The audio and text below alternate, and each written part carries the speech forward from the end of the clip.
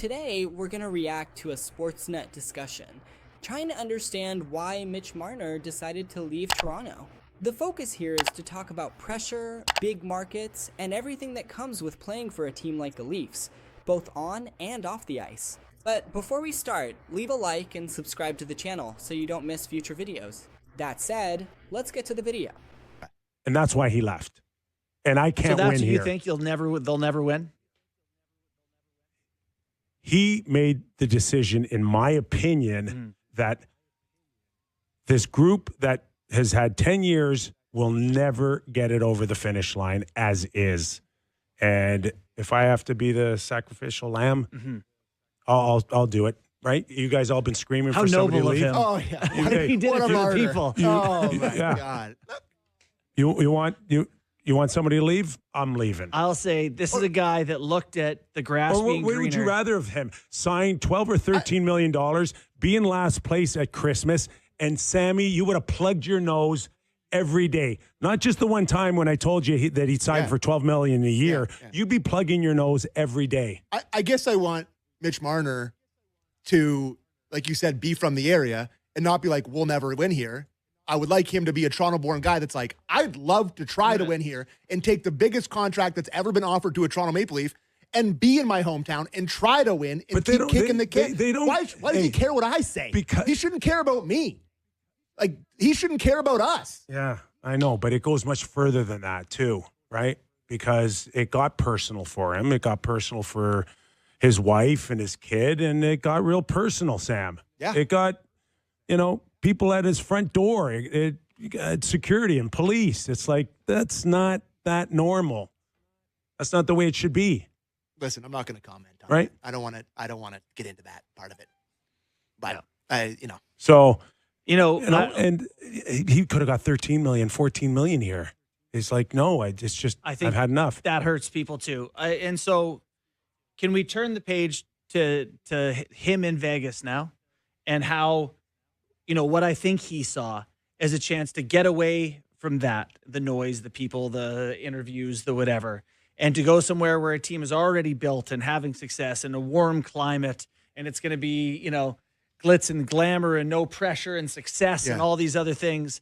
And I think it's been hard so far. And I don't know how it's going to go long term. They still have lots of great players and they're competitive and they could add at the deadline and this could be the year. But, I don't think it's gone how he thought it would go in Vegas so far this year. He's played with 7 players for over 60 minutes each. He's playing, ice time is down, points are down, goals are down. Yeah, he's not even on the first line. Yeah, like he's playing the softer competition, all heavy ozone starts, like things he didn't do here. And he's just less important there.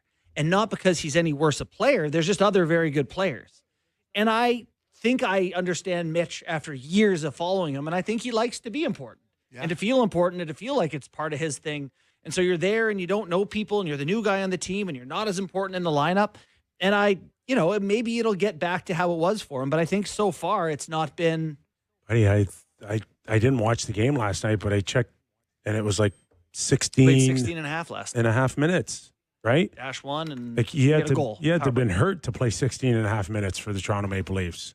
Yeah. I mean, he was playing 20. He was usually near in the top 5 in forward ice time in the league when he was here. And he's still playing 20 minutes a night. He's not being used. Yes. But I mean, we all read the Jonas piece, and I wouldn't say it painted the rosiest picture. I'm not sure. Like, I don't think it was unfair, a lot of the stuff that Jonas, I'm not saying that. But just, he's FaceTiming his friends every Sunday morning, like trying to figure out trips when they're going to come down and visit him. Like, he had it all. He was the star player of the Toronto Maple Leafs. He wasn't happy. He didn't have it all. But is he happy he was now? not happy. Like, I don't know. Maybe he will be, right? It's part of the building towards something. Well, hold on. To sit there and say after 40 games he's not happy. I'm not saying he's it. I asked him if he is. I don't know. I think there's a process that he's going to have to just go through, and it may never get to the point where, you're the top guy there. Not with Eichel and Stone there, and these guys have won Stanley Cups. Yeah.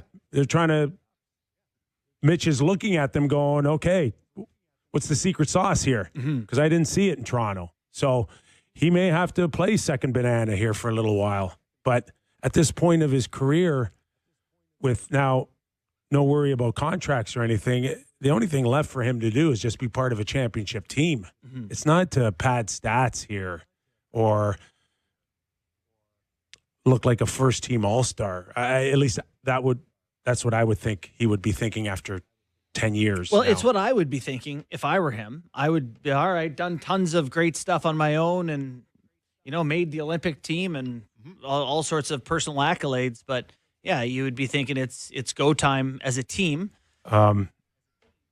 Sportsnet.ca had an article on him today. Did you read it? It was Adam Vingan. Adam Vegan. Yeah, Vingan. So all his numbers, JB, are very consistent with those of in Toronto. Like he was raving on his play with how dangerous he still is, Yeah, and how they're all down. I mean, I don't know. I don't know how much down they are, though.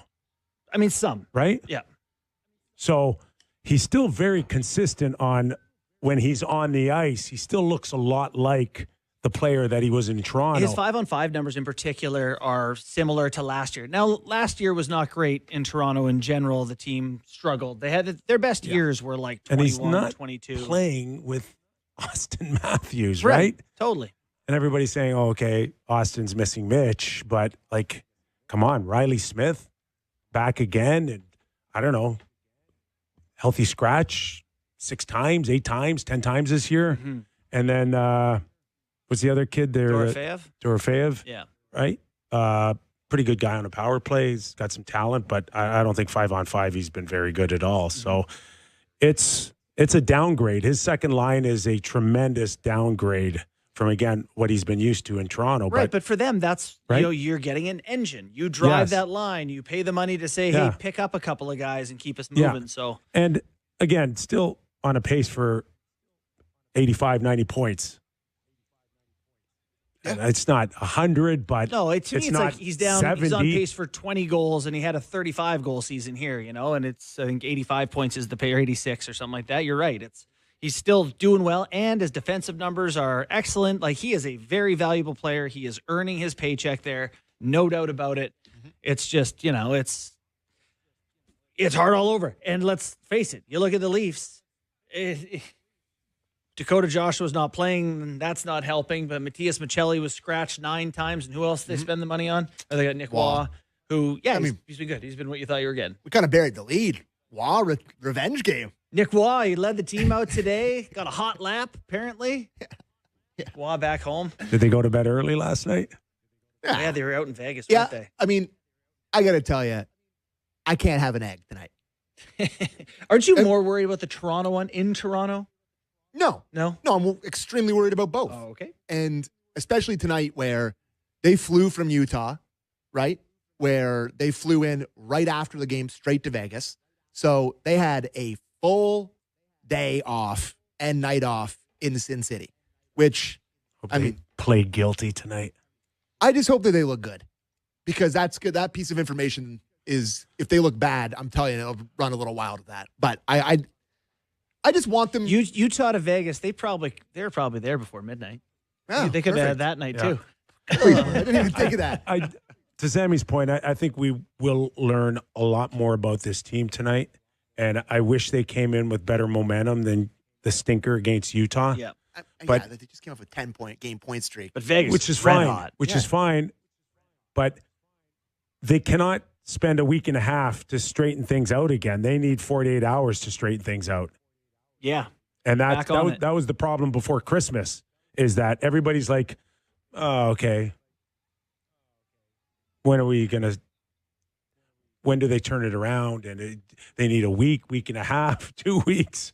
They play a good game. They need another week and a half to straighten things out. And then now we go from an unbelievable game against Colorado, a really bad game that kind of looked a lot like games before Christmas.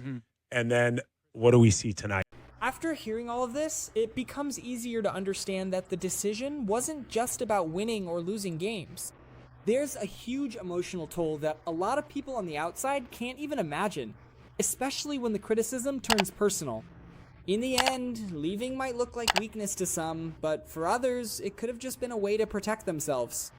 Every player handles pressure in their own way, and Toronto is clearly not an easy place for everyone because of that pressure. But that's it. Leave your like and subscribe to the channel if you haven't already. With that said, see you next time.